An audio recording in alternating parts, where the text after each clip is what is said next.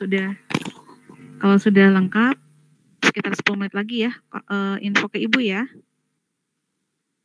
Baik, Bu.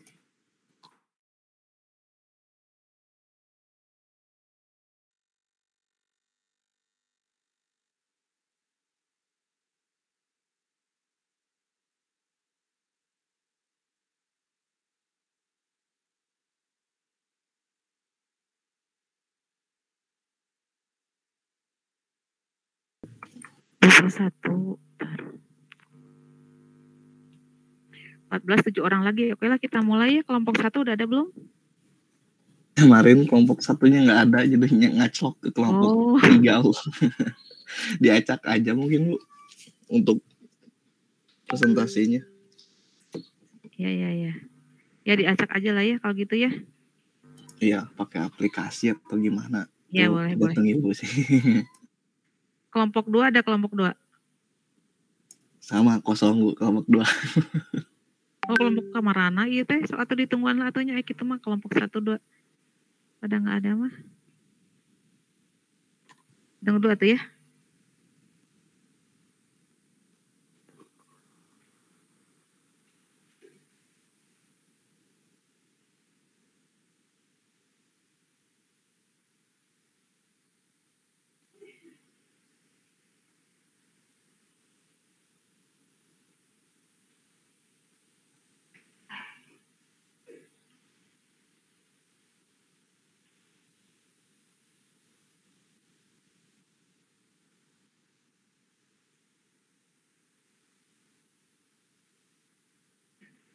Pada kerja gitu yang kelompok 1?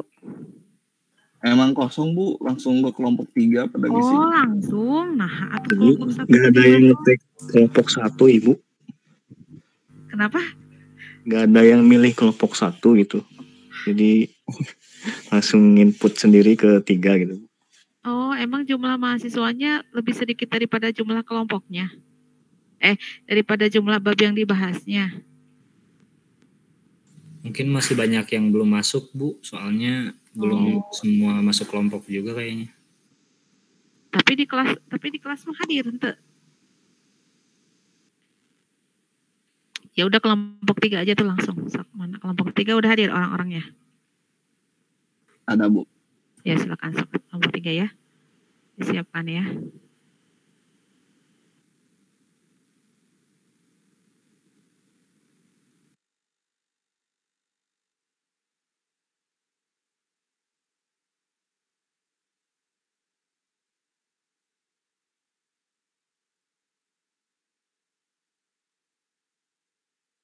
Bentar ya, Bu ya.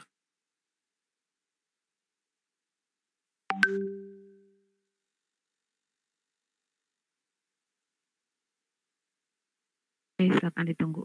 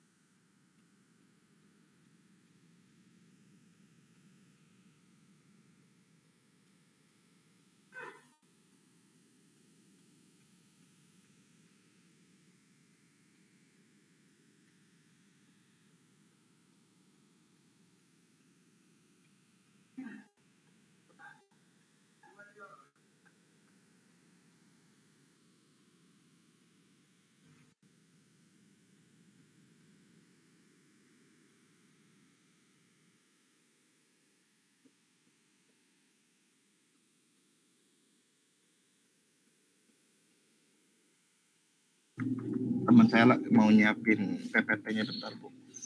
Oke, siap.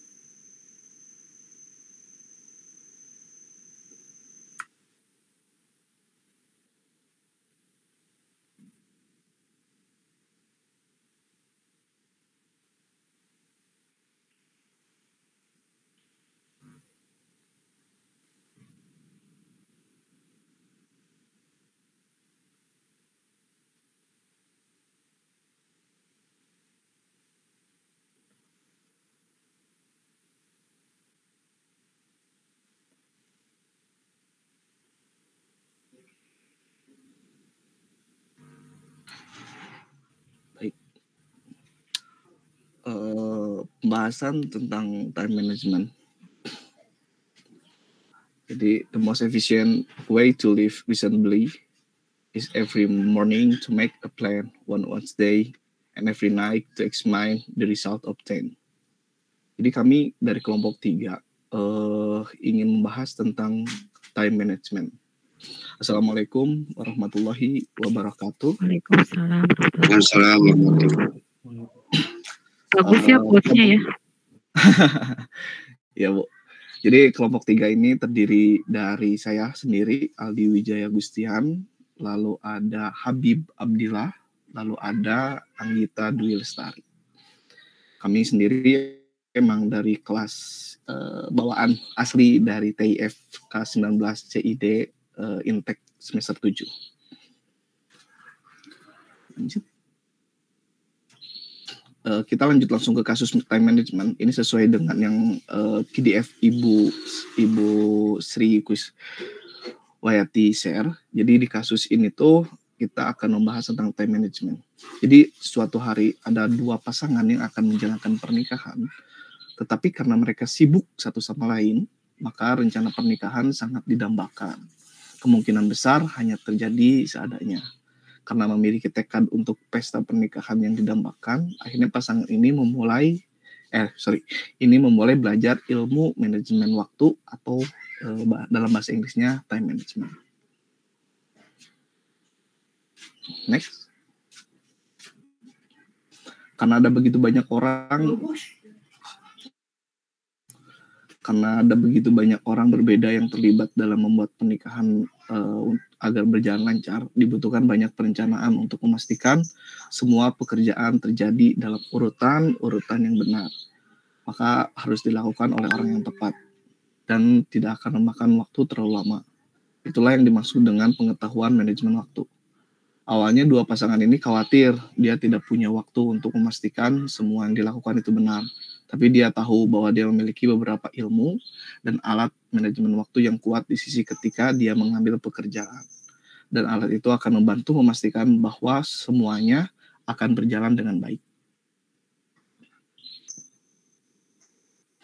Jadi di sini ada salah satu poinnya adalah time management magnet. Yang pertama itu kita menentukan aktivitas.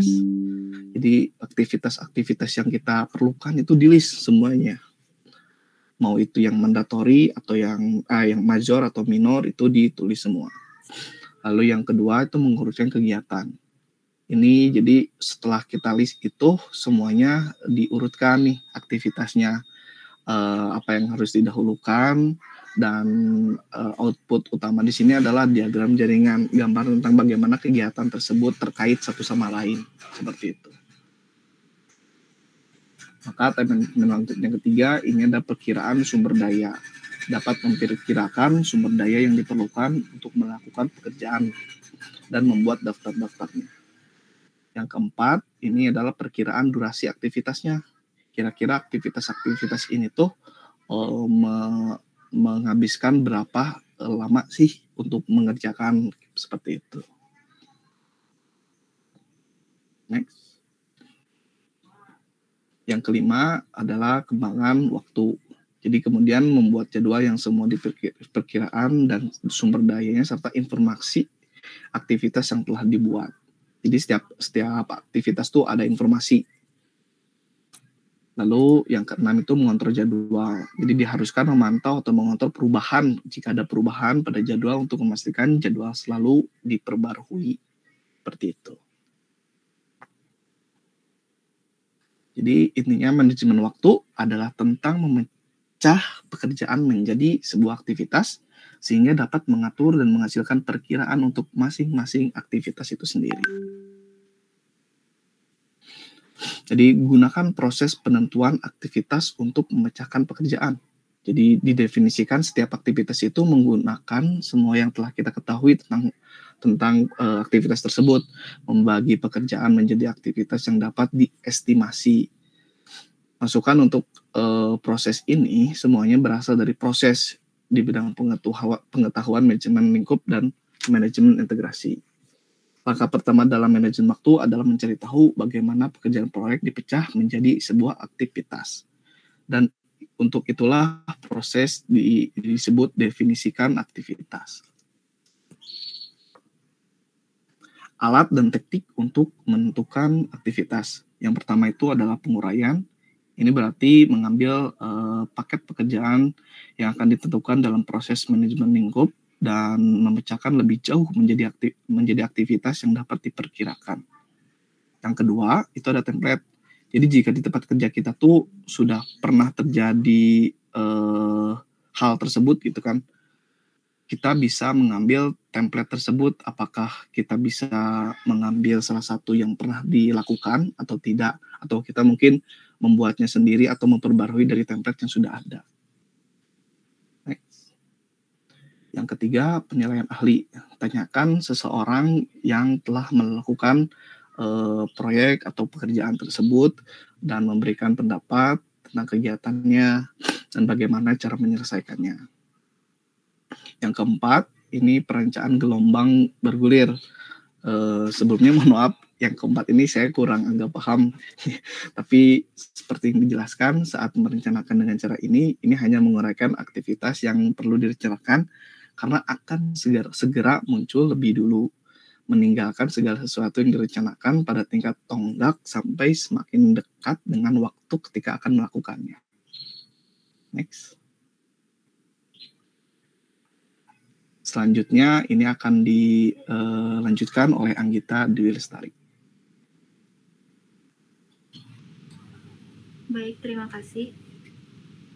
Selanjutnya, activity magnet atau sering disebut dengan penguraian activity. Jadi, merupakan kegiatan untuk menunjukkan bagaimana item pekerjaan terurai menjadi kegiatan. Jadi ketika memiliki pekerjaan, sebaiknya dibuat sub-sub menu agar kegiatan dapat terurut. Nah, ini contohnya seperti yang tadi telah disebutkan sebelumnya. Ketika mempunyai rencana wedding, hal-hal atau pekerjaan apa yang harus dilakukan di sini sebelum dilakukan activity magnet,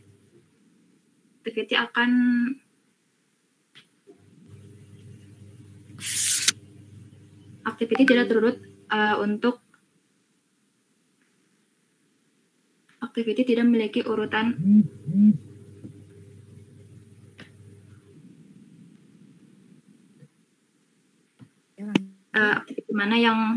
aktiviti mana yang akan dilakukan terlebih dahulu. Nah, setelah dilakukan activity magnet, diberikan sub-sub menu agar terurut dalam melakukan pekerjaan. Misalnya di sini sub menu food, yang pertama kita menemukan catering, terus memilih menu, lalu yang kedua invitation, dan yang ketiga bridal. Next. Menentukan output aktivitas. Yang pertama, daftar aktivitas. Ini adalah dasar semua yang perlu dilakukan untuk diselesaikan. Yang kedua, atribut aktivitas, yaitu semua informasi dan deskripsi dari setiap aktivitas disimpan. Yang ketiga, daftar pencapaian. Semua hal penting akan terdeteksi sebagai pencapaian. Kemudian, beberapa dapat dicantumkan sebagai persyaratan penyelesaian yang berhasil dan sebagian lagi tidak. Next. Lalu ada hubungan antar activity.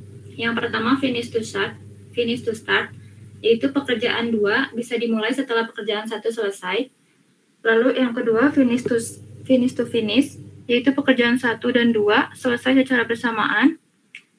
Yang ketiga, start to start, yaitu pekerjaan 1 dan 2 dimulai secara bersamaan, start to finish. Pekerjaan 1 baru bisa selesai jika pekerjaan 2 sudah dimulai.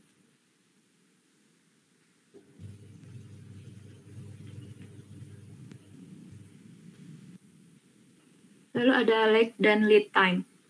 Lag time adalah jeda waktu antara pekerjaan A dan pekerjaan B. Lalu lead time, yaitu overlap waktu antara pekerjaan A dengan pekerjaan B. Next. Lalu ada network diagram. Network diagram merupakan visualisasi proyek berdasarkan network planning. Network diagram berupa jaringan kerja yang berisi lintasan-lintasan kegiatan dan urutan-urutan peristiwa yang ada selama penyelenggaraan proyek. Dengan network diagram dapat dilihat beberapa antara hubungan kegiatan lainnya, sehingga bila terjadi keterlambatan akan segera diketahui kegiatan apa saja yang mempengaruhi keterlambatan tersebut.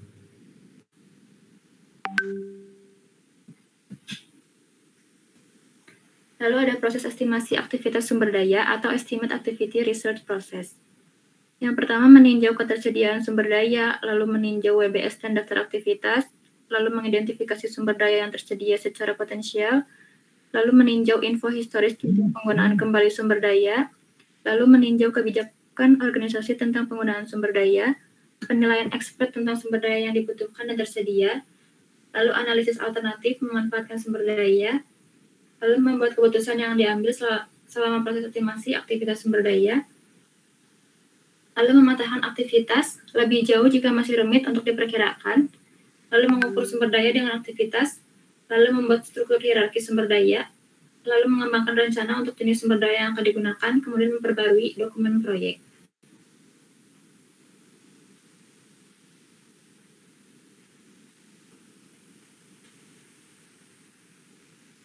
Kemudian ada Estimate Activity Duration. Proses dari setiap kegiatan yang diperkirakan jumlah waktunya selama kegiatan berlangsung. Berdasarkan pengertiannya, setiap kegiatan membuat estimasi. Setiap durasi aktivitas diperkirakan sama dari masing-masing aktivitas lainnya. Sebelum melakukan estimasi, jika ada hal yang tidak jelas tentang sebuah kegiatan, estimasi akan memiliki padding. Nah, padding ini adalah waktu tambahan atau biaya tambahan karena estimator tidak memiliki informasi yang cukup jelas tentang aktivitas di kegiatan. Next. Lalu ada metode estimasi. Yang pertama ada estimasi analogi, yaitu sebuah teknik untuk memperkirakan durasi dari sebuah aktivitas dengan menggunakan data historis dari aktivitas yang kurang lebih sama. Yang kedua, estimasi parametrik, yaitu teknik estimasi di mana sebuah algoritma digunakan untuk melakukan kalkulasi terhadap biaya atau waktu berdasarkan data historis dan parameter proyek. Yang ketiga ada estimasi 3 poin. Akurasi dari estimasi durasi 1 poin dapat ditingkatkan dengan mempertimbangkan ketidakpastian estimasi dan risiko. Yang terakhir ada estimasi bawah ke atas atau bottom up. Estimasi ini merupakan metode estimasi durasi proyek atau biaya dengan menggabungkan estimasi komponen tingkat yang lebih rendah dari WBS.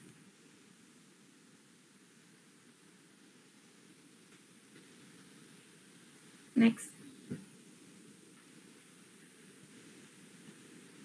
Selanjutnya akan dijelaskan oleh Habib.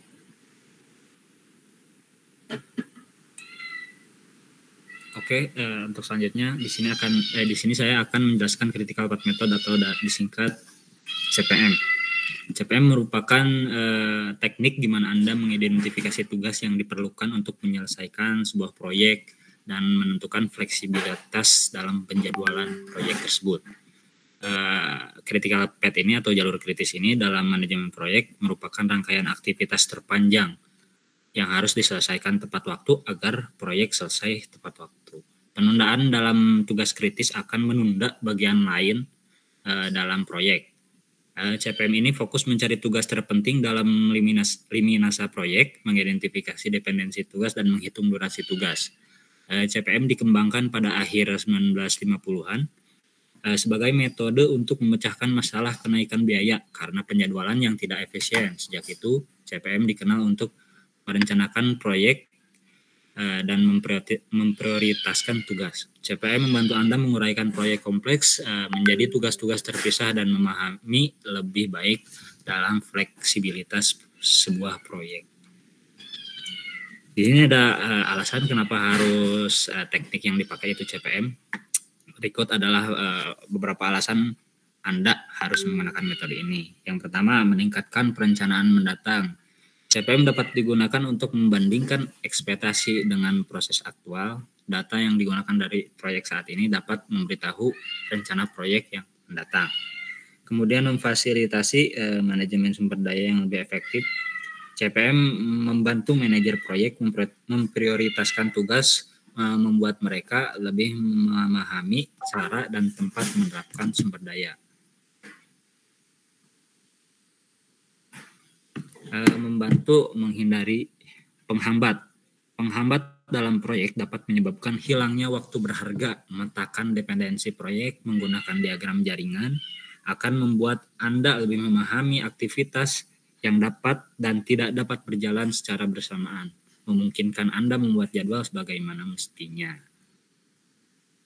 Kemudian sebelum lanjut ke slide selanjutnya, di sini ada beberapa singkatan yang penting yang harus diketahui dalam CPM, yaitu yang pertama ada TE. Waktu paling awal suatu event terjadi. Kemudian ada TL, waktu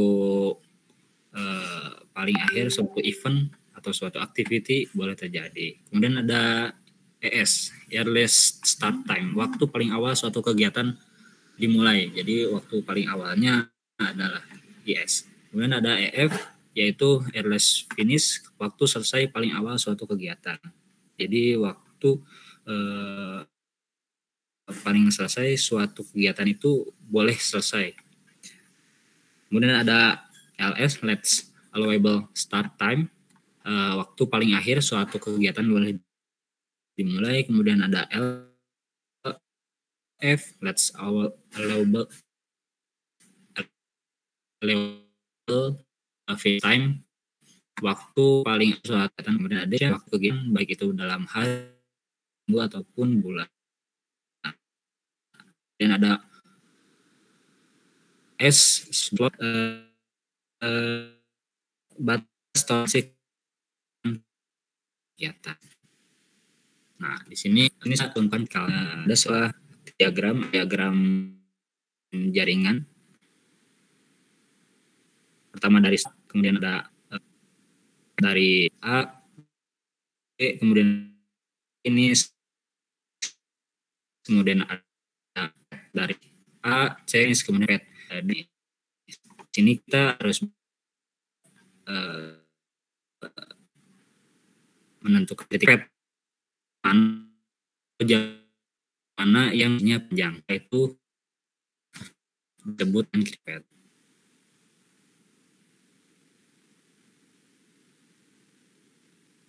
Ini setelah ada jaringan kita harus ada tuliga atau PET yang ada dari activity ini. Yang kedua ada dari activity A, kemudian activity C.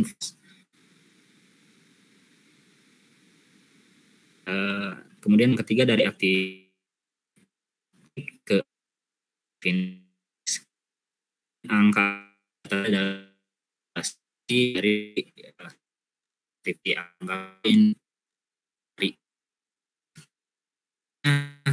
Kita temukan dari atau jadah tadi dari VT A, kemudian B itu adalah di depan 11 hari, karena dari activity A itu 4 hari durasinya, dan activity B itu durasinya 7 hari, kemudian hasilnya 11 hari. Kemudian yang kedua nih itu adalah yang kedua ada ngasih total 6 hari. Durasi jalur ketiga dengan durasi 8 hari. Untuk menemukan critical path adalah path dengan durasi terlama. Jadi jalur kritis itu jalur dengan durasi terlama. Bisa dilihat dari ini adalah jalur kritisnya adalah jalur yang pertama, yaitu jalur dari activity A ke activity B. Maka ini bisa disebut dengan critical path. kemudian setelah kita menemukan critical path, di sini ada float.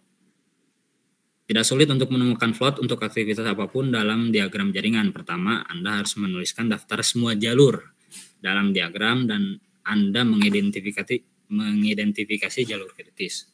Float untuk setiap jalur kritis adalah 0. Jadi float untuk jalur paling panjang durasinya atau jalur kritisnya itu adalah 0.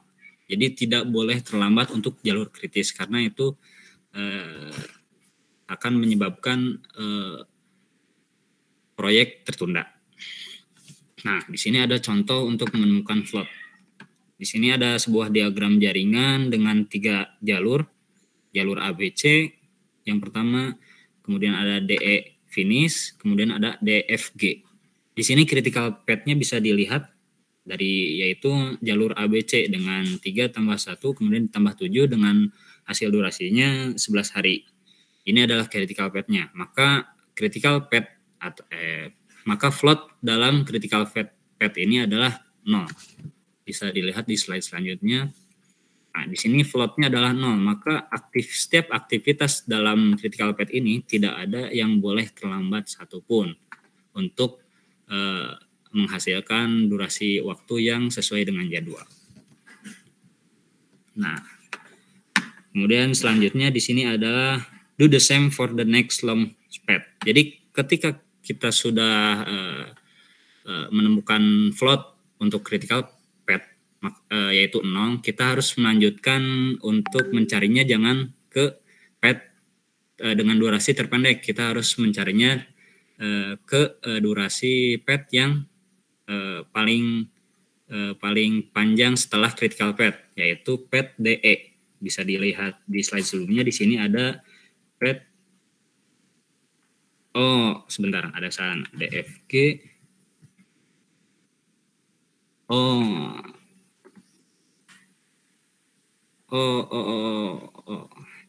Sorry, salah penjelasan.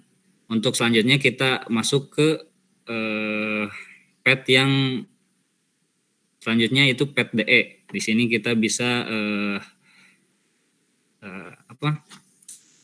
mencari float. Caranya adalah dengan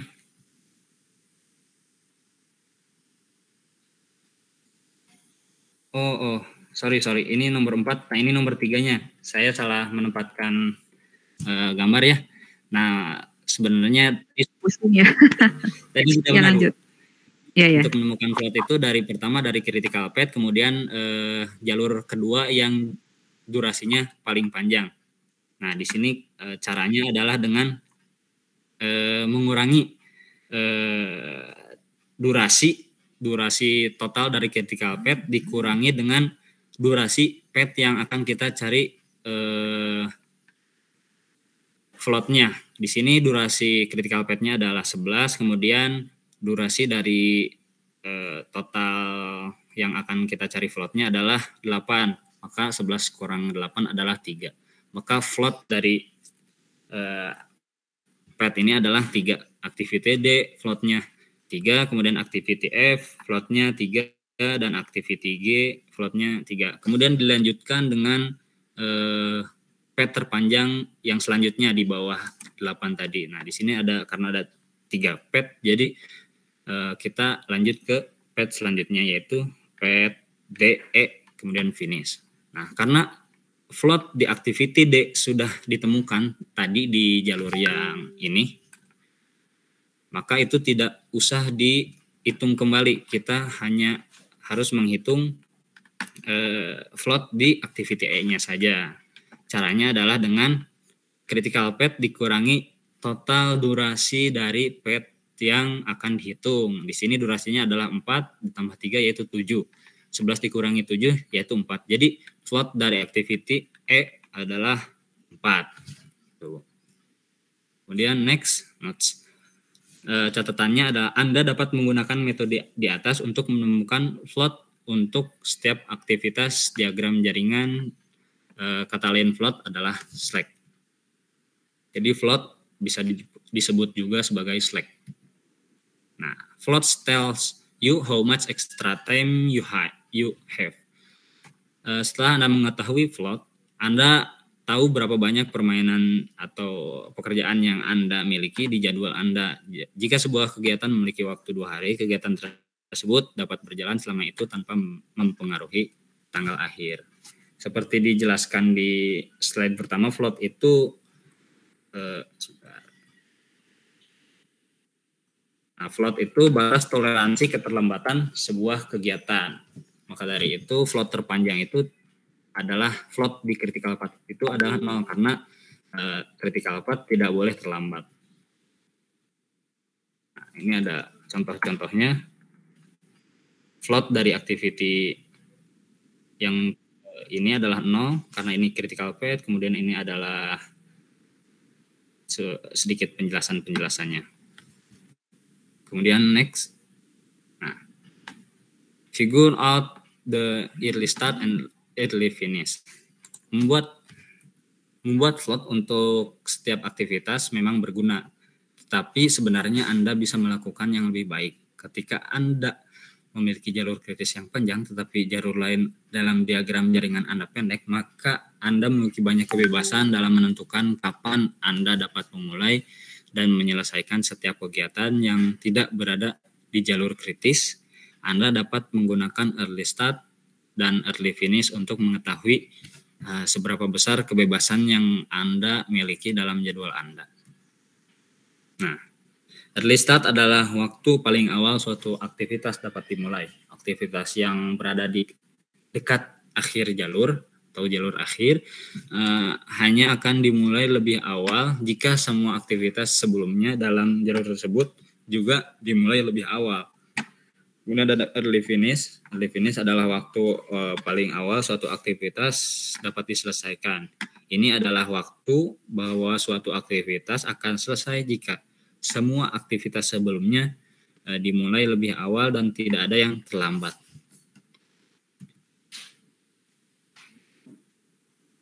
Nah, di sini ada sebuah diagram jaringan, network diagram.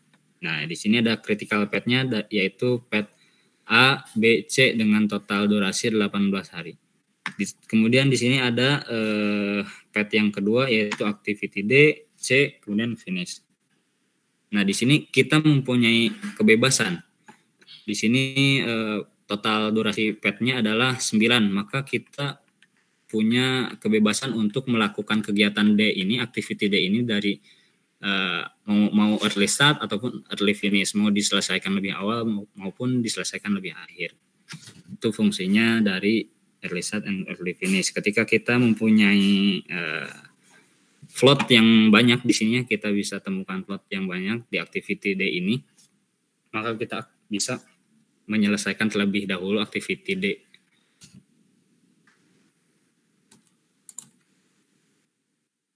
Untuk materinya Bu, sebenarnya baru sampai sini yang kita buat ya Bu, belum selesai semua karena waktunya juga belum beres. Ya, gak apa-apa, ini memang yang paling banyak ditanyakan ya, untuk untuk critical path ini, tapi kelihatannya sudah mulai bisa dipahami ya sama kelompok 3 orang ya? Iya Bu, 3 orang Bu. Ya. Jadi terima kasih untuk effortnya ya. Iya Bu. Gak apa-apa, gak semuanya, tapi ambil bagian yang memang Anda kuasai daripada Anda menyampaikan yang nggak tahu, cuma nerjemahin aja gitu ya, tapi nggak ngerti apa yang disampaikan. Itu lebih baik Anda menyampaikan yang memang Anda kuasai dari bab itu dan bisa di-sharekan ke teman-teman hari ini. Terima kasih untuk kelompok 1, dan di grup, di WhatsApp grup, Ibu sudah siapkan link untuk Anda upload file presentasinya. Nah, silakan KM atau yang mewakili untuk membuat subfolder dulu ya, karena kita kan nanti akan ada beberapa tugas ya. Nah, yang sekarang diupload itu kan tugas presentasi. Jadi nanti mohon supaya nggak acak-acakan isi foldernya, mohon oleh KM atau yang mewakili dibuatkan subfolder untuk upload file presentasi ya, seperti itu ya. Ini katanya berarti 10 menit lagi, nanti diperpanjang aja ya. Untuk subfolder udah saya buat Bu, saya juga sudah memasukkan slide yang saya ke folder tersebut. Oh gitu, oke ya. Ya. Ya. Terima kasih ya untuk baik, ininya, apa namanya, sudah disiapkan, jadi tinggal upload ya. Nah, jadi betul tadi yang disampaikan oleh teman Anda mengenai time management. Time management ini memang jadi isu yang terus hot topic ya, tidak hanya di manajemen project tapi juga di kehidupan personal. Time management ini adalah keterampilan yang memang harus dikuasai dan terus diasah ya. Karena itu kalau Anda lihat sekarang di Instagram juga sudah banyak expert yang memberikan pelatihan mengenai time management ini ya. Karena dari kekacauan kita mengolah waktu itu banyak muncul stres akhirnya ya, dan kegagalan dalam mencapai tujuan ya. Nah, termasuk ibu juga untuk time management juga dengan banyaknya jadwal sekarang ya, dan variasi kegiatan, ada mengajar, ada mengurus usaha, kemudian juga ada kegiatan BIMTEK sekarang, dan juga mendampingi teman-teman mahasiswa di kegiatan kampus mengajar. Tentu saja kalau tidak dikelola baik akan menimbulkan stres ya, belum lagi ngurus anak dan keluarga. Nah, karena itu kalau ibu sendiri untuk timekeepingnya memang ibu ada asisten jadinya.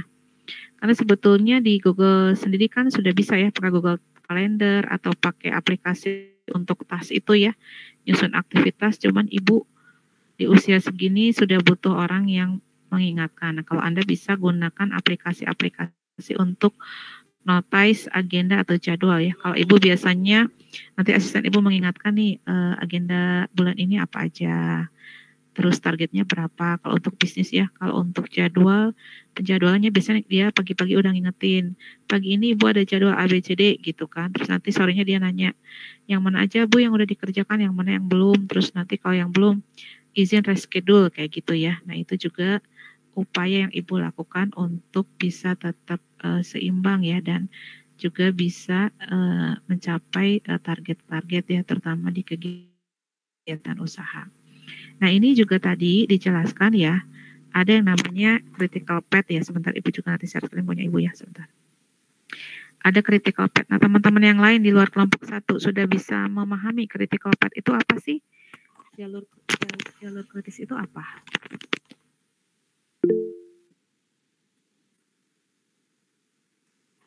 Ya, silakan Reza, sampaikan boleh. Saya juga masih agak kurang paham ya Bu. Kasih masukan aja kalau apa ada kekurangan. Cuman kalau dari istilahnya kan kritikal itu berarti kan kalau ditranslate jadi kritis ya. Ya, betul. Path itu berarti kan jalur yang memang bisa menjadi aktivitas yang sangat kritis gitu kan, dan itu memang menjadi core dari aktivitas kita saat menjalankan proyek. Ya, jadi betul. critical path itu kita membuat jalur ya, atau menentukan priority. Kalau saya di kerjaan sih biasanya ada istilah buat menangkap isu problem atau mungkin hal-hal yang memang perlu dikerjakan itu ketika dalam pengembangan sebuah proyek atau pelaksanaan proyek itu ada namanya quadrant time ya Bu. Jadi itu ada, kalau dalam bahasa Indonesia itu ada yang penting tapi genting, kemudian penting tapi tidak genting, atau tidak, itulah sampai ke tidak penting atau tidak genting. Nah, dari situ kita bisa mapping gitu pekerjaan-pekerjaan yang mana nih yang masuk kuadran mana, baru nanti dimasukkan ke critical path tadi itu, diurutkan untuk kerjaannya dan ditentukan waktunya sampai dibuat deadline-nya. Itu mungkin ya Bu ya. Ya. Bagus, terima kasih Reza. Jadi memang seperti itu ya. Jadi ketika kita misalnya nih punya banyak pekerjaan, pasti kita nggak bisa kan mengerjakan semuanya dalam waktu yang bersamaan, betul nggak? Jadi tadi istilah Reza itu apa? Kuadran apa Res tadi istilahnya? Kuadran time ya Bu, skala prioritas gitu ya. Kuadran time atau skala prioritas. Jadi nih dari sekian banyak pekerjaan ini pasti kita akan kedistrakan kalau harus mikirkan semuanya bersamaan paralel ya, kecuali ada pekerjaan-pekerjaan yang memang bisa ada paralel. Makanya tadi ada pekerjaan itu diurutkan intinya Maya, untuk mudah memahaminya itu diurutkan dari yang mulai tadi paling genting kan sampai dengan bagian mana yang bisa nanti di reschedule gitu ya, supaya kita juga bisa fokus kan selesai. Nah, tadi teman Anda ada menyampaikan kan ada yang start to start ya. Jadi ada beberapa pekerjaan yang memang bisa paralel, berarti startnya barengan. Ada yang finish to start ya, start to finish gitu kan, berarti itu pekerjaan-pekerjaan yang memang gak bisa barengan, harus nunggu dulu yang satu beres baru pekerjaan berikutnya misalnya tadi untuk kasus undangan pernikahan ya. Kan tentu saja kalau kita mau menyebarkan undangan nggak bisa disebar undangannya kalau undangannya belum cetak, bener nggak? Gitu. Jadi itu contoh pekerjaan yang finish to start. Kalau yang start to start itu pekerjaan yang bisa paralel. Misalnya apa? Kalau di kasus undangan itu apa ya? Kira-kira pekerjaan yang bisa paralel? Di kasus tadi yang kelompok 3 presentasikan itu kan tentang pernikahan ya. Terus cetak kartu undangan. Nah, yang bisa paralel pekerjaan apa di situ? Yang bisa startnya barengan. Kira-kira apa? Ya dia misalnya kan mau wedding organizer ya. Berarti dia bisa ketika dia mencetak undangan berarti dia sudah fix jumlah apa? Jumlah undangan yang orang yang Nah, diundang. kalau jumlah undangan udah fix berarti dia bisa dong paralel sambil pesan undangan dia juga nyari catering, bener nggak? Ya. Setuju. Tapi cetak undangan juga harus udah fix apanya dulu. Tadi selain jumlah peserta gedungnya dulu, bener nggak? Tanggalnya dulu, iya nggak? Kan nggak mungkin Betul, undangan dikosongin tanggalnya, gedungnya, ya lokasinya. Jadi artinya ada pekerjaan-pekerjaan yang memang paralel. Misalnya ketika cetak undangan kita sudah mulai hunting nih bagian yang akan handle cateringnya, nah, gitu ya. Kaitannya dengan jumlah orangnya. Tapi kalau tanggal mah udah duluan kan, tanggal gitu ya, jumlah yang akan diundang itu kan karena kaitannya kalau kita dengan budgeting project ya, karena pernikahan oke project ya, project artinya sekali hari tahun mungkin nikah dari kita semuanya juga pengen sekali seumur hidup gitu ya. Jadi itu tadi dalam project itu ada urutan-urutan yang mana dulu ya, jangan dulu ngomongin mau undang, jangan dulu ngomongin cetak undangan di mana, orang tanggalnya juga belum kita sepakati gitu kan ya. Terus jangan dulu ngomongin gedung, kita harus sepakatin dulu apa budget kita ada berapa nih dengan keuangan kita yang segitu, itu kita bisa ngundang berapa orang gitu kan ya. Nah nanti kalau udah dengan orangnya, dengan EIO-nya misalnya baru kita nanti cari gedungnya. Jadi pasti itu ada pekerjaan-pekerjaan yang didahulukan dulu ya. Yang paling urgen itu tadi ya dana, kesiapan waktu gitu kan. Baru yang lainnya ngikutin. Sama ya. Ini juga Anda kuliah ya kerja, mau mana dulu gitu kan. Dua-duanya mau berbarengan tapi pasti akan ada yang diprioritaskan dulu. Makanya ada beberapa yang ketika skripsi kuliahnya cuti dulu karena mungkin pengen fokus ke skripsi. Tapi ada juga yang dia juga bisa beriringan dengan mungkin catatan dia mengurangi proyek-proyeknya karena harus berbagi waktu dengan skripsi. Artinya dalam hidup memang tadi ada waktu-waktu yang memang kita alokasikan untuk pekerjaan-pekerjaan yang urgen dan mana yang bisa di nomor 2 kan ya. Kalau ibu itu berarti membagi pekerjaan-pekerjaan mana yang pekerjaan memang ibu harus turun langsung, mana pekerjaan yang bisa ibu delegasikan. Jadi untuk delegasi itu berarti sebuah perusahaan harus membuat sistemasi kan. Nah untuk sistemasi itu harus mulai dulu dikerjakan dulu. Jadi ibu sebelum mendelegasikan ke orang nyebur dulu ya. Sebagai founder itu nyebur dulu pekerjaannya jadi paham, oh kalau nyetak buku teh kayak gini nih, dari mulai ngumpulin naskah, nge-arrange orang-orangnya, timnya, kemudian sebelum didelegasikan ya, kemudian trouble-troublenya apa, pesan cetak bukunya di mana, terus untuk cetak buku itu apa aja yang harus difiksasi, sehingga ibu sudah mulai paham SOP-nya. Aduh ini mau berakhir ya, kalau mau perpanjangnya nanti bikin link baru aja. Nanti bikin link baru lagi di grup ya. Seperti itu ya. Jadi time management ini tadi penting dalam sebuah project karena ini yang akan mengawal kesuksesan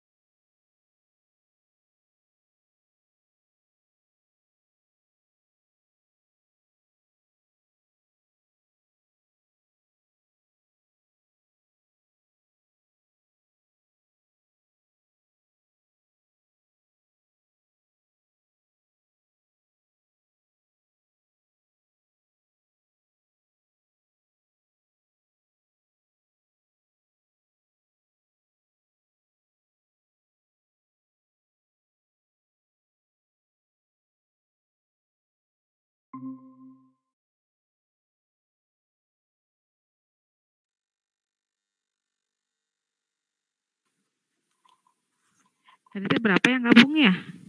17 gitu? Terakhir 16 atau 17 gitu, Bu. 17-an ya, 4 orang lagi ya. Ya. Kita tunggu dulu ya. Maklum ya sekarang mau dibatasi. Ibu teh kalau pakai yang kampus teh belum berhasil, kayaknya harus ada yang disetting ya. Jadi si itunya teh nggak muncul, voice ibu nggak bisa. Kayaknya setting ulang. Yang dari kampus teh apa sih namanya itu? Jitsi kalau nggak salah. Jitsi itu teh belum bisa ibu gitu. Emang kadang suka nggak ada suaranya sih.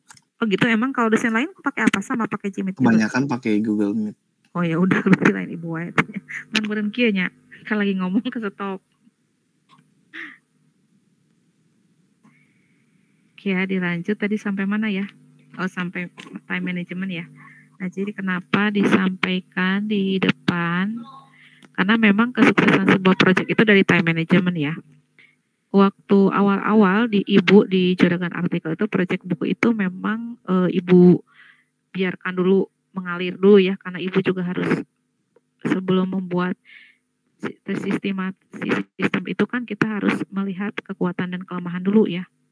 Apalagi ini kan yang mengerjakannya ibu-ibu rumah tangga. Jadi kadang tuh di tengah jalan tiba-tiba anaknya sakit gitu kan, atau yang bersangkutan sakit sehingga itu harus diganti. Jadi dari pengalaman itu ibu mulai melihat bahwa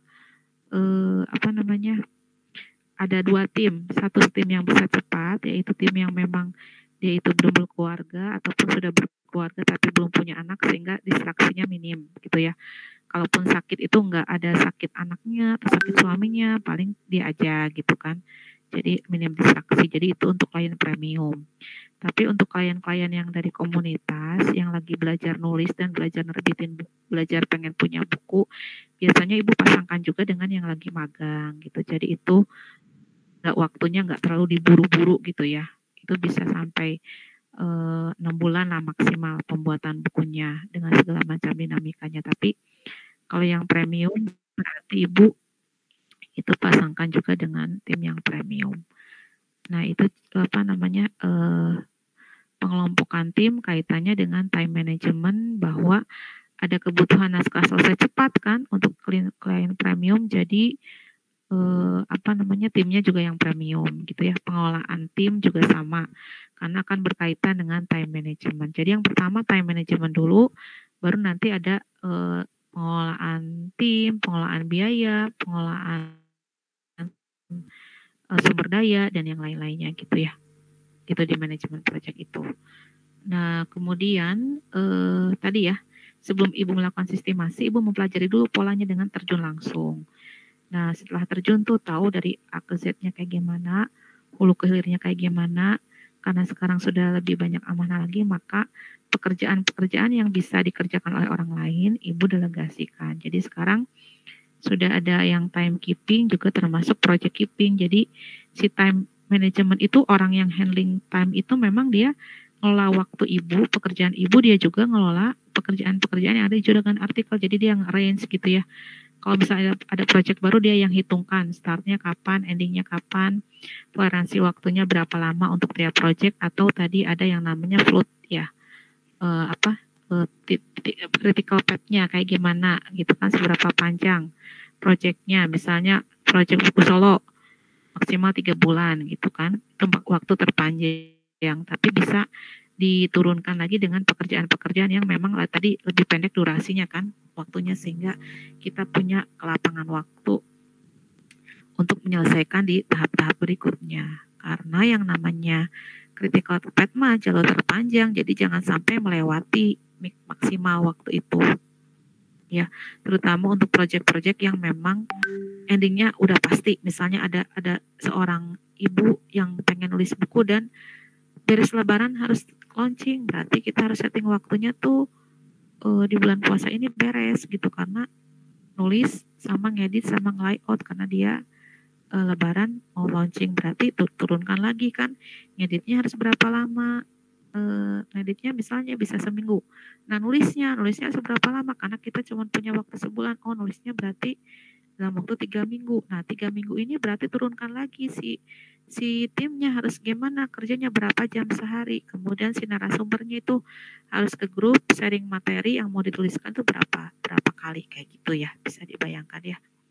Nah, karena nih ya pernah kejadian juga di awal-awal ibu nggak melakukan time management ya, perasaan mah proyeknya banyak gitu ya, tapi pas dicek kok ada satu buku yang 8 bulan, ada satu buku yang setahun, ada buku yang bongkar pasang tim. Memang dari uang mah ada uang nominal yang masuk, tapi sebetulnya pekerjaan-pekerjaan yang tidak diatur itu akan menjadi beban perusahaan kan. Kenapa? Karena si orangnya kan belum bisa migrasi ke pekerjaan yang lainnya ya. Kalau selama pekerjaan sebelumnya belum tuntas, dia nggak bisa mengerjakan proyek berikutnya karena nggak ada kepastian kan. Nah, karena itu harus pakai waktu gitu ya. Jadi sekarang mah sudah mulai ibu juga sih bagian time management itu ini aja kerjaannya tuh ngasih tahu gitu, ini waktunya sekian hari lagi, udah nyampe mana proyeknya, di mana kendalanya, maklum karena sebagian besar ibu rumah tangga ya, kayak gitu. Itu contoh yang ibu ya. Silakan ada lagi yang lain yang punya pengalaman, boleh berbagi praktek baiknya, pengalaman baiknya tentang best practice tentang time management ya, apalagi Anda sebagian besar sudah bekerja ya, boleh sharing ya, sambil ibu nih mau share screen juga.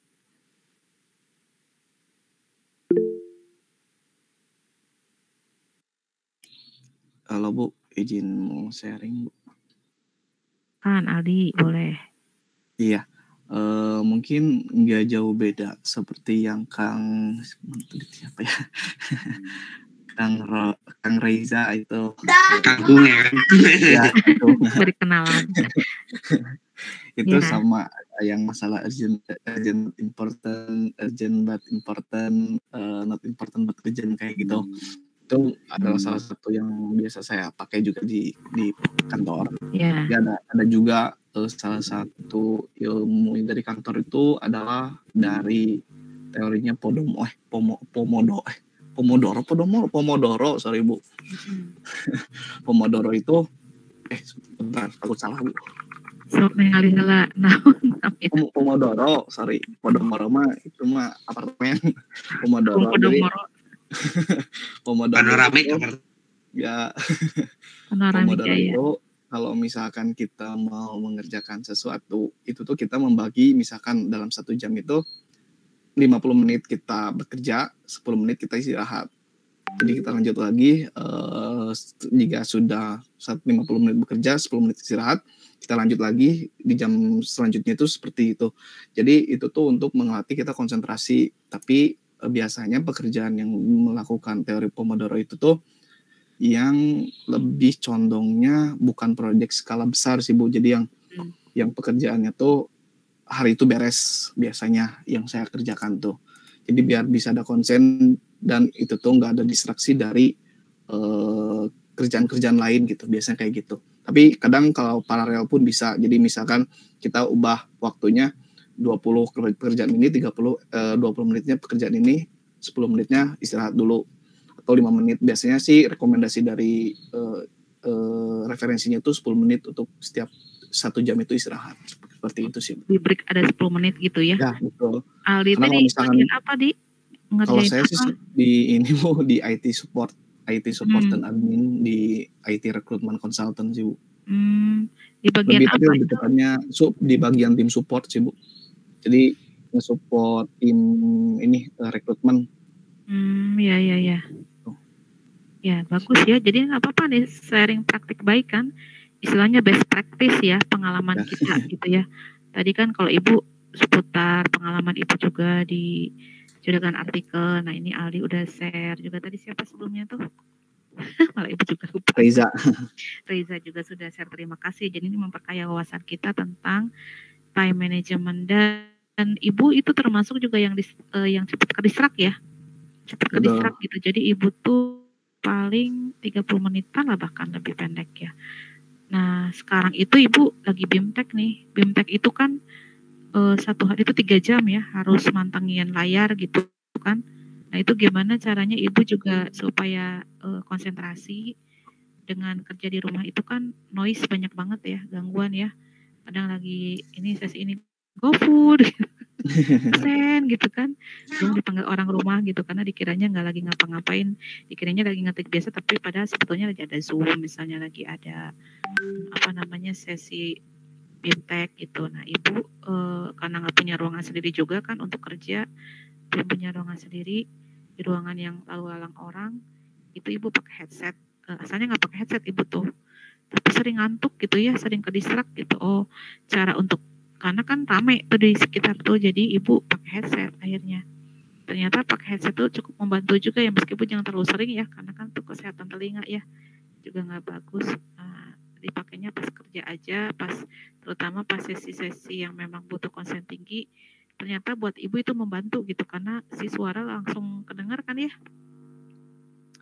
di telinga langsung gitu. Yang itu yang pertama. Yang kedua juga Ibu berupaya untuk menemukan hal yang menarik dari paparan hari ini. Kira-kira saya pengen tahu apa aja sih gitu kan, supaya kita punya antusias kan. Itu juga cara kita untuk tadi ya bisa konsen ya di waktu-waktu yang sudah kita tetapkan. Soalnya kadang-kadang ini kita sudah bikin time management tapi kita sendiri yang rusaknya kan.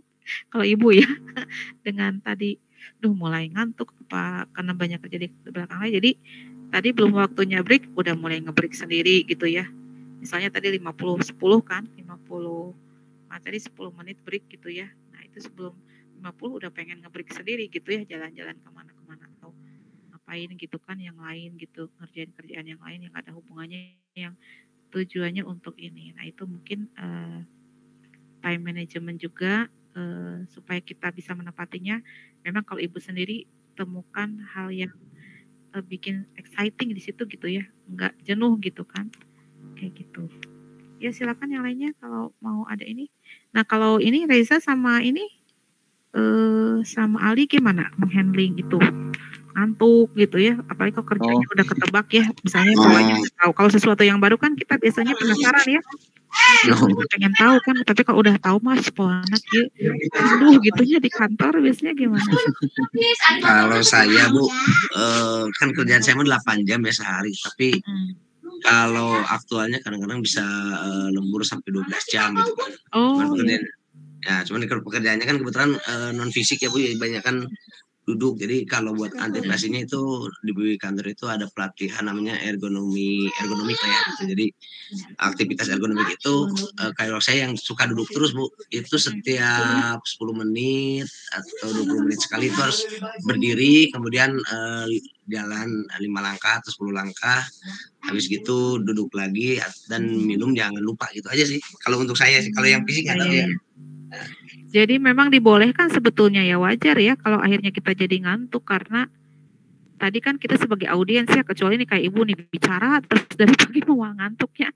Ibu kan nih dari sebelum ngajar Anda ada kelas dulu kan tadi pagi kan, itu nggak akan ngantuk sehari berapa jam juga kan kalau kita jadi narasumber ya, nggak bosan, malah kita mikir gitu kan harus bicara apa. Tapi kalau kita jadi audiens atau kita tadi kerja langsung, kalau bicara mah kan ngantuk, tapi kalau misalnya kerja langsung itu kan tadi ngantuk ya, ada kemungkinan ke-distract juga, udah nggak konsen. Berarti per berapa tadi Reza? 10 menit atau berapa tadi jalan 5 langkah teh? Per berapa menit? Ya per 10 menit atau 20 menit Bu, biar menegangkan badan ya kalau yang suka duduk. Kalau yang fisik ya kalau di kantor saya itu ada jam break ya Bu, biasanya di 3 jam atau 2 jam setelah 2 jam tambah kerja lah, 2 jam tambah kerja itu break 15 menit baru lanjut lagi nanti sampai istirahat kayak gitu sih. Iya. Itu juga upaya dari kantor supaya lebih maksimal, bener nggak? Ya, Maksudnya betul. ketika kita ngatur time management, tapi kita nggak ngatur ritme kerjaan juga, itu kan nggak akan efektif ya di jam-jam orang udah nggak efektif menerima materi. Misalnya katakanlah kayak sekarang tuh BIMTEK 3 jam, itu kan sebetulnya orang punya daya kekuatan maksimal ya untuk nerima itu paling 2 jam. Sejam sisanya udah harus mulai istirahat atau dia asinkronus. Asinkronus itu berarti artinya bisa dikerjakan kapan aja tapi ada waktu yang harus dialokasikan ya untuk akses LMS-nya. Jadi memang itu supaya tadi bukan hanya sekedar waktunya saja yang terpenuhi tapi targetnya bisa maksimal gitu ya. Karena konsentrasi terjaga. Kan kalau nggak konsen mah beres-beres we kayak ibu ya, bagian admin teh ngelaporkan we. Pas dilihat acak-acakan gitu karena dia ngerjainnya mungkin sambil ada kerjaan yang lain nggak fokus gitu ya, selesai tapi tadi jadi untuk menjaga itu memang bisa diatur ya si tadi kayak duduk 20 menit 10 menit jalan-jalan supaya peredaran darahnya lancar dan oksigen juga ya jadi nggak ngantuk ya. Kalau Aldi yang lainnya gimana, ada pengalaman nggak? Yang lainnya dong, mana pengalamannya? Jadi supaya pembelajaran teh dosen wenu nyarios gitu ya, sekarang mah sudah berpusat pada siswa pembelajaran teh. Jadi refleksi ya kepada mahasiswa. Jadi refleksi dulu nih pengalamannya apa. Nanti di akhir juga ditanya apa yang didapatkan hari ini sehingga iya nggak tahu lagi tidur, nggak tahu apa yang lain tuh pada kemana. Sirga, gimana Sirga pengalamannya Sirga? Baik Bu. Kalau saya sih bukan kerja di bidang IT ya Bu. Biasanya ada pekerjaan dadakan paling yang membutuhkan waktu banyak Bu. Terus pengerjaan itu kan saya di bank, jadi seharusnya dikerjakan sesudah operasional Bu. Jadi keseringan sampai malam gitu Bu. Oh gitu. Iya. Sirga itu di bank tapi di bagian IT gitu. Iya Bu. Dan kalau ada pekerjaan mendadak itu yang overtime jadinya ya. Ya begitu Bu. Jadi reschedule-nya cukup banyak juga sih Bu. Kan sampai malam waktu istirahat jadi terganggu juga ya. Di bank apa Sirga? BRI Bu. Jadi satu cabang Garut itu ya saya sama tim yang handle. Oh. Biasanya programnya apa Dirga? Pakai apa? Bikin sendiri atau maintain atau gimana? Gimana Bu maksudnya? Dikembangkan sendiri atau sudah ada konsultan yang pegang, kita tinggal maintain atau gimana di sana? Kita langsung maintenance Bu. Jadi kalau ada panggilan kerusakan kita langsung pergi ke kantor yang trouble itu Bu. Oh, di-develop sama tim internal berarti ya si program? Iya Bu. Kerusakan-kerusakannya apa, terkait mesin atau ke aplikasi juga? Biasanya banyak sih Bu. Ada hardware juga, ada aplikasi yang crash atau error gitu Bu. Sirga pegang hardware sama software jadinya? Iya Bu. Berarti harus bisa segalanya sekarang mah ya. Ya itu time manajemennya masih kacau Bu. Lumayan jadi stres juga ya. Iya, terus sama itu Bu kan aja ya. Iya, sama masing-masing kantor itu kan punya ketua. Nah, dari ketua itu kan beda-beda ya keinginannya Bu. Jadi saya gak bisa nolak gitu Bu. Ada gak enakan gitu Bu. Jadi setiap kerjaan saya iakan, jadi banyak gitu Bu, numpuk. Itu sebetulnya masuk ke list tanggung jawab Sirga atau enggak sebetulnya si pekerjaan itu? Kebanyakan sih ada yang enggak Bu, tapi karena ada sifat gak enakan itu jadinya ya, bisa paham gitu. Iya. Emang apalagi sekarang posisinya jadi karyawan ya. Iya juga kalau bilang nggak mau gitu ya. Iya benar Bu. Ada pengaruh juga ke karir, tapi setidaknya itu benefitnya Sirga jadi punya banyak pengalaman. Yang pertama itu, yang kedua juga jadi bernetworking atau berrelasi dengan bagus ya sama pimpinan-pimpinannya, jadi kepake gitu kan? Iya Bu, betul Bu.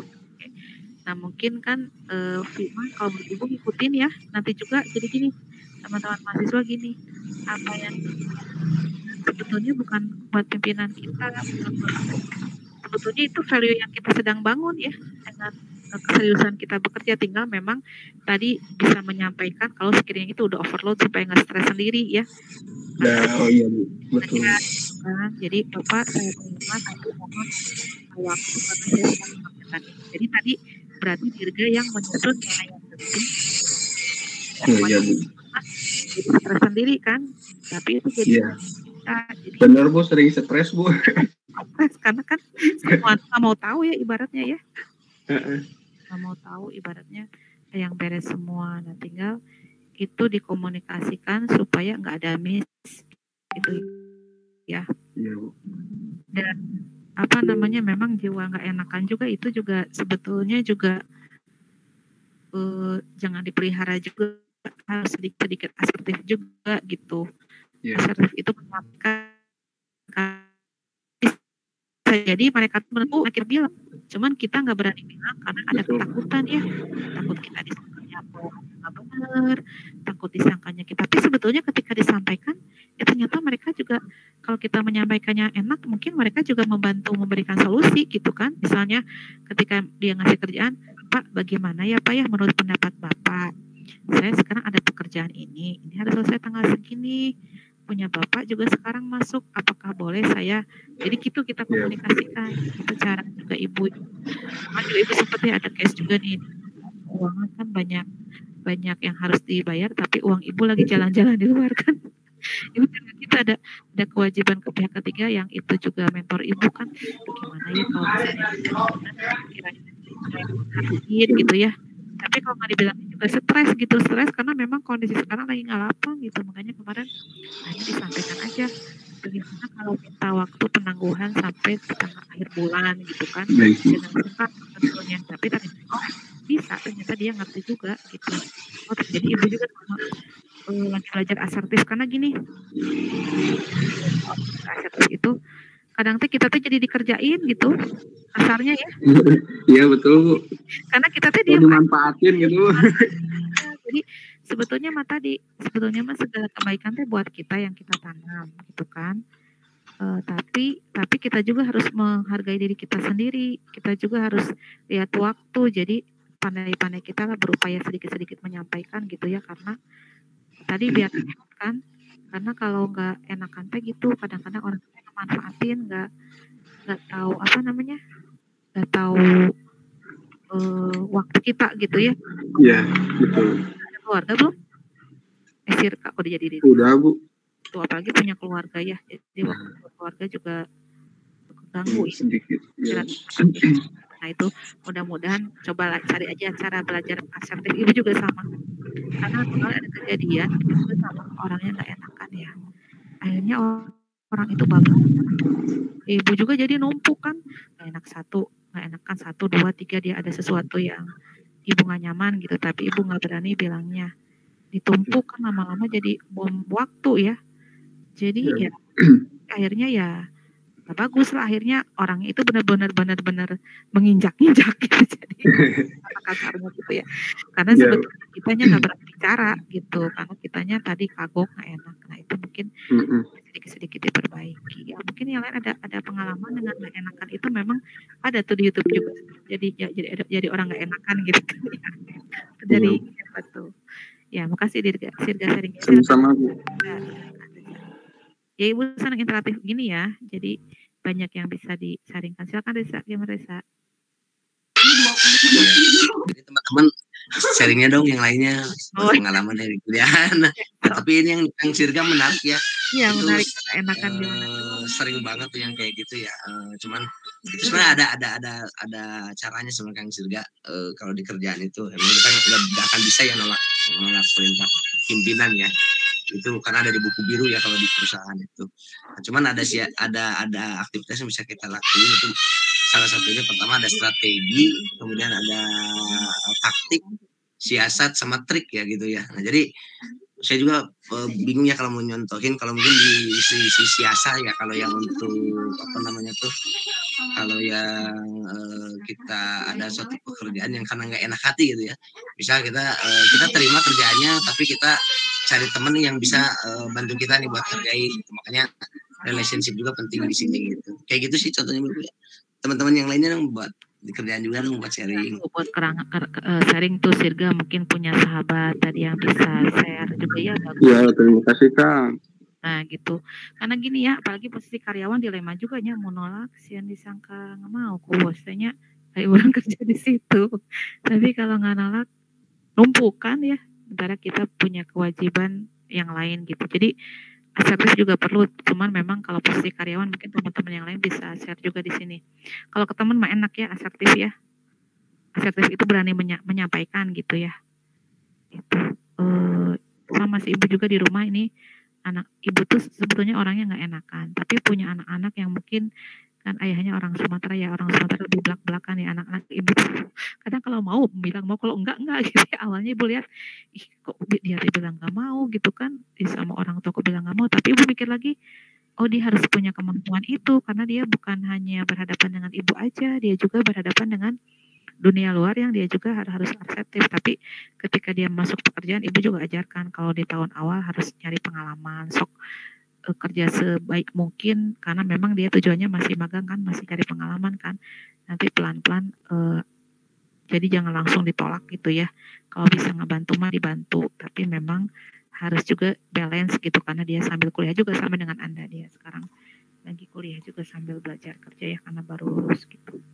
Ya silakan yang lainnya boleh sharing-sharing pengalamannya terkait manajemen waktu dan tadi dengan efektivitas produktivitas ya. Jadi gini, kemarin juga Ibu di STB itu ada penelitian untuk menciptakan lingkungan kerja yang baik gitu ya, atau istilahnya itu akomodasi untuk para disabilitas ya. Semula Ibu mikir akomodasi teh nah coba kalau kita akomodasi. Biasanya kan akomodasi mah kaitannya dengan ini ya, dengan transportasi kayak gitu ya. Ibu sih ngelihatnya gitu ya, awalnya akomodasi kan apa sih gitu. Oh, ternyata akomodasi itu bagaimana kita menciptakan lingkungan kerja yang efektif untuk para disabilitas. Jadi sekarang tuh pemerintah itu dan dunia secara umum itu fokus kepada disabilitas, memberdayakan disabilitas supaya mereka itu bisa mandiri dengan kemampuan yang mereka miliki. Jadi nggak jadi beban negara, nggak jadi beban lingkungan gitu ya. Caranya tentu saja karena mereka disable, ada beberapa pekerjaan yang memang nggak bisa dikerjakan oleh dia kan gitu ya. Jadi artinya berarti si lingkungan pekerjaan juga harus bisa memberikan pekerjaan-pekerjaan memang available buat dia gitu kan. Misalnya dia disabilitasnya tunagrahita. Kalau tunagrahita itu kan berarti kan ada keterlambatan mental ya. Jadi misalnya usianya SMA, badannya mah SMA, tapi dia secara intelijensi dia di usia 10 tahun, anak 10 tahun kan kayak gitu ya. Nah jadi berarti udah mulai nih perusahaan-perusahaan itu membuka kesempatan ya minimal mah untuk ngelipat-lipat kardus gitunya, ngelem amplop kayak gitu-gitu. Jadi buat kita mah itu receh, tapi buat mereka itu mereka merasa dalam hidupnya berdaya gitu kan, dan tentu saja sedikit-sedikit mungkin ada juga uang yang bisa didapat. Nah yang berikutnya ternyata yang kemarin itu berbicara di STB itu adalah staf ahli dari Kementerian Disabilitas, dan dia juga seorang disabilitas tapi mental. Ibu baru tahu, oh ada disabilitas mental psikososial ya. Gimana? Kayak contohnya yang takut ketemu orang gitu. Jadi dia tuh punya gangguan mental tuh terlalu overthinking ya, terus ketemu orang tuh takutnya tuh sangat-sangat takut. Jadi sampai kata dia sebelum meeting dengan dosen itu dia nggak bisa tidur gitu berhari-hari. Terus kalau udah kambuh tuh sakit kepala, terus dia nggak bisa kerja berminggu-minggu, itu teh harus dikasih uang gitu sama perusahaan untuk bekerja. Dan tentu saja tadi kaitannya dengan manajemen waktu, berarti perusahaan itu menempatkan mereka di pekerjaan-pekerjaan yang longgar waktunya. Benar nggak? Bisa difahami nggak?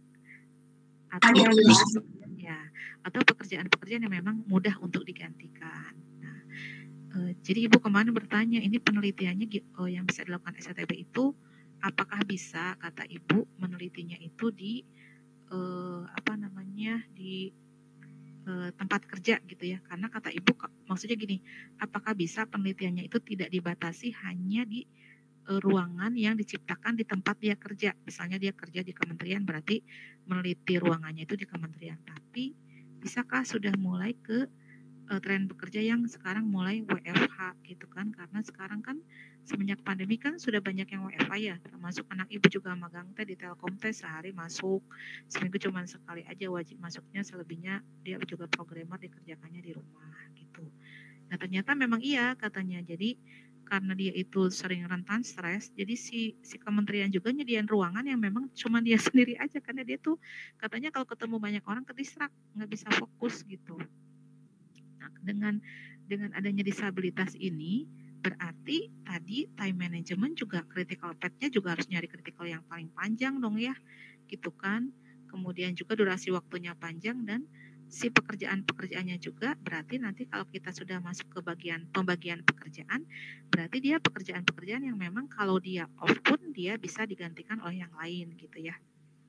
Nah, ini juga sebetulnya ibu jadi kepikiran, wah iya di Indonesia itu belum ada loh akomodasi untuk para ibu gitu ya. Jadi kalau di luar negeri yang ibu ketahui itu ketika seorang ibu melahirkan itu dia dikasih waktu off untuk 2 tahun ya, untuk ikut mendampingi anaknya, membesarkan anaknya sampai usia 2 tahun. Bahkan di luar negeri sendiri ada teman ibu di New Zealand, itu para wanita itu dikasih pekerjaan yang memang perusahaan besar tapi bisa part time gitu. Kalau di kita kan perusahaan besar itu jarang ya bisa part time ya, kecuali UMKM, benar nggak? Kalau perusahaan besar mah jarang gitu yang bisa. Tapi ini mereka ngasih pilihan pekerjaan, apakah dia mau full time di situ atau dia ngambil di jam-jam tertentu. Jadi teman ibu itu dia asalnya di Indonesia itu sudah kerjanya itu di Indosat, sudah level manager gitu. Nah begitu, tapi dia memutuskan pindah ke New Zealand karena dia ingin support suaminya membangun karir di sana. Jadi dia itu ngelihat suaminya itu kok pindah-pindah terus kerjaan gitu, padahal di perusahaan besar di Indonesia itu. Setelah dicek ternyata suaminya itu punya bakatnya itu malah di baking gitu ya, bikin makanan. Nah dia pengen suaminya itu bisa punya kepercayaan diri dengan nggak di sini. Kalau di sini kan mungkin orang ngapain lu udah di perusahaan besar malah jualan, malah jadi tukang martabak gitu kan ya, kalau di kita kan nyanyi kayak gitu ya teman. Jadi lebih baik dia ke lingkungan baru dari nol, dan di New Zealand itu di membersamai suaminya, dia lepaskan karir di sini dan di sana dia ngatur kerjaannya. Jadi dia bekerja ketika anaknya sekolah, ketika anaknya sudah pulang dia di rumah kayak gitu. Jadi jam-jamnya itu memang sangat memihak kepada orang-orang yang memang nggak bisa full ya. Jadi kalau menurut ibu sih disabilitas itu juga di Indonesia sekarang lagi digaungkan, harus juga merambah ke yang lain-lainnya gitu ya, terutama kepada ibu yang memang sebetulnya tugas utamanya ngedidik anak, tapi ada juga di sisi lain dia ingin berkiprah yang memberikan peran. Dan kaitannya dengan manajemen waktu, kembali lagi ke bahasan hari ini, berarti ketika kita tahu nih tim kita itu tadi banyak distraksinya, harus kita simpan di pekerjaan-pekerjaan yang memang waktunya itu nggak harus cepat selesai dalam waktu sebulan gitu, tenggat waktunya agak longgar, dan juga harus disimpan di pekerjaan-pekerjaan yang memang bisa digantikan gitu ya. Kalau dijodohkan artikel itu pekerjaan-pekerjaan bisa digantikan itu misalnya ada admin juga yang harus pegang IG gitu ya, harus live IG, itu harus ada yang nge-backupnya gitu kan, karena bisa jadi ketika dia live IG dia tahu-tahu lagi di rumah sakit gitu, ngantar anaknya, ngantar neneknya dan sebagainya. Nah ini mah pekerjaan yang bisa diganti. Kalau karena dia berarti dia ditaruh pekerjaan yang memang dia bisa digantikan posisinya orang yang lain. Tapi kalau pekerjaannya udah menyangkut layout, yang ngedit, itu harus orang-orang yang memang bisa fokus ya, nggak ke distraksi. Bisa dipahami ya kaitan distraksi pekerjaan dengan manajemen waktu ya, karena itu bersangkutan, benar nggak? Bersangkutan kan ya, penempatan orang, nanti kan penempatan orang dengan skillnya, dengan waktunya itu pasti berrelate ya, bersangkutan gitu ya, ada keterhubungannya. Silakan yang mau sharing lagi, Anggita, ada pengalamannya Anggita? Ready, gimana pengalamannya Ready? Gak kerasa ya udah 11.46 ya. Ini bisa sharing sebentar ya. Di Anda ada kuliah lagi nggak setelah Ibu? Ada Kalau saya nggak ada. beberapa Oh iya. beberapa orang ada yang kelas lagi. Oh iya, siap. Ini sama sih dengan yang teman-teman Anda lakukan ya. Nanti silakan nanti akan Ibu bagikan. Nah, tugasnya ini nanti ini aja sih, ngecek sendiri gitu ya. Di sini kan ada jawabannya, sebetulnya sama, ngambil dari buku yang sama juga. Tinggal Anda coba kerjakan sendiri, hasilnya sama nggak dengan yang ini gitu ya. Nah, ini juga sama kan. Ini jawaban dari 2 pertanyaan di atas. Itu mungkin ya. Untuk hari ini nanti kita, kalau ada pertanyaan nanti kita bahas di pekan depan sebelum kelompok berikutnya maju. Berarti kelompok berikutnya apa? Kelompok berapa setelah kelompok 3? Kelompok 4 berarti, Bu. Oh, 4. Ntar Ibu absen dulu ya. Aduh, mana sih? Oke. Ntar. Bisa lupa kalau nggak di absen.